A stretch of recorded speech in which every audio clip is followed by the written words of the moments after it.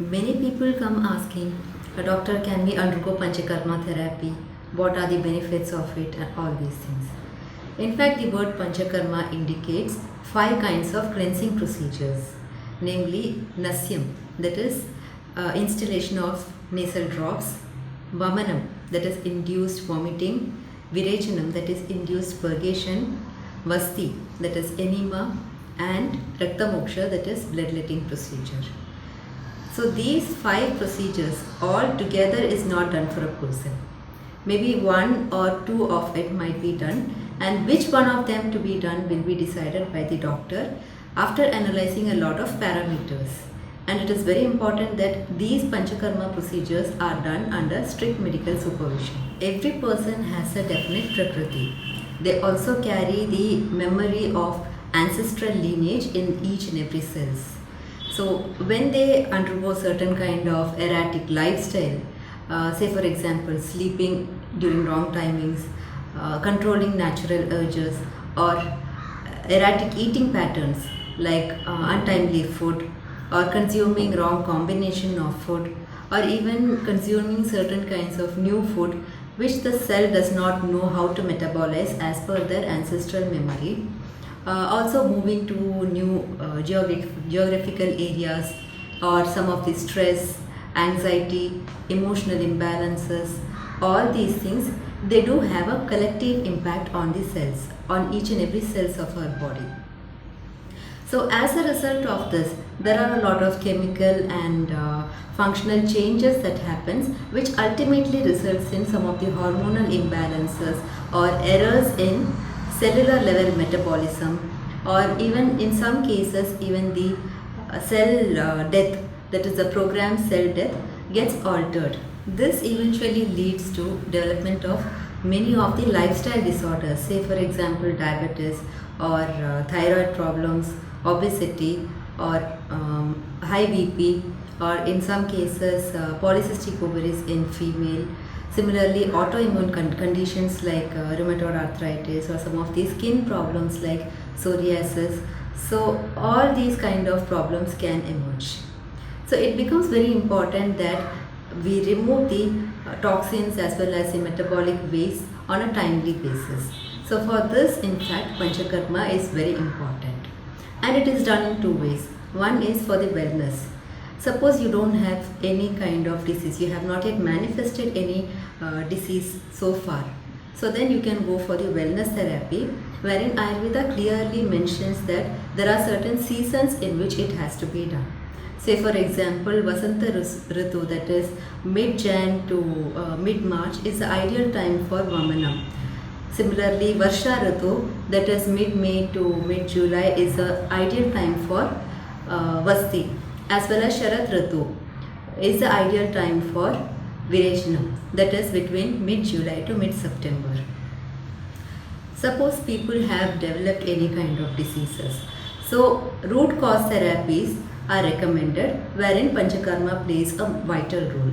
So what kind of procedure or what therapy has to be done, the doctor will be deciding and guiding you. It is not possible that one fine day you come and then immediately Panchakarma can be started. It becomes some kind of scenario similar to you want to get mango juice, but the mango is still raw. So it has to ripen. Similarly, the toxins that are present in cellular level has to loosen, and it has to be brought to the areas of nearest exit. So for that, certain preparatory procedures will be necessary, like say for example Snehanam, that is oleation therapy, and Svedanam, that is fomentation therapy. So for this, what we do is we start the patient on either of these procedures. One is Snehapana, that is consuming medicinal ghee as per the disease condition or as per the patient's condition. The ghee will be decided and the dose will be decided by the doctor. So this ghee will be administered for a certain duration. Apart from this, Abhyangam, that is oil massage, and kiri, that is medicinal leaves tied in a peculiar, cooked in a peculiar way and tied in a cloth. Similarly, medicinal rice also cooked in a peculiar way and tied in a cloth, dipping in decoctions. They will be doing the fomentation. Spiritual is yet another therapy wherein medicinal oil will be poured warm. This will be supported with continuous massaging. So this is yet another way. So these kind of procedures help in loosening the toxins and bringing it to the gastrointestinal system or the area of nearest exit.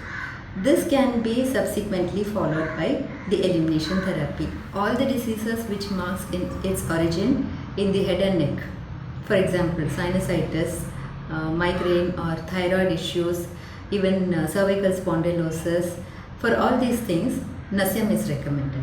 Similarly, some of the diseases which show its manifestation in the other parts of the body, say for example paralysis or even certain menstrual irregularities in females, for all these also Nasyam is recommended. So this is done using certain medicinal drops, or it can be in the form of powders or medicinal decoctions, and the dose, the time of administration of the medicine, everything varies. Nasyam is in fact not only a cleansing therapy, it is also a kind of therapeutic treatment. So that is what we say as Shodhana Nasyam when it comes to cleansing therapy, and Shamana Nasyam when it comes to the therapeutic application of the medicine. So everything depends on the condition of the patient.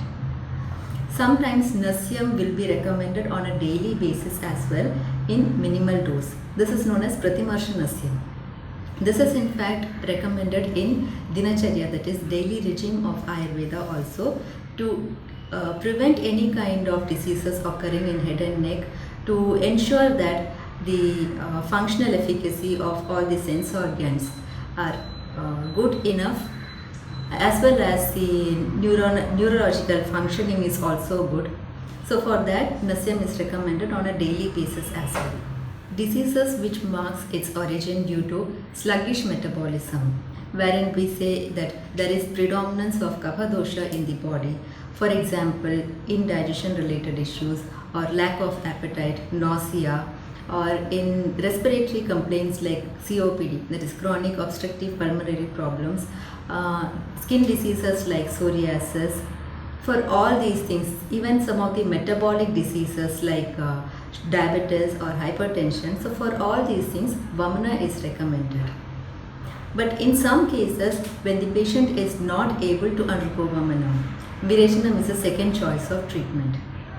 Virechanam is also recommended wherein we find that there is increase in Pitta dosha, say for example in gastritis or some of the digestion related problems, in conditions of premature graying, even for male and female infertility we do recommend. Similarly for migraine headaches, anemia kind of problems, all these things Virechanam is recommended. Vasti is a peculiar combination of Sneha Vasti, that is oil enema, as well as Kashaya Vasti, that is medicinal decoction enema. So it is given for a particular duration, for example for 8 days or for 15 days or 30 days.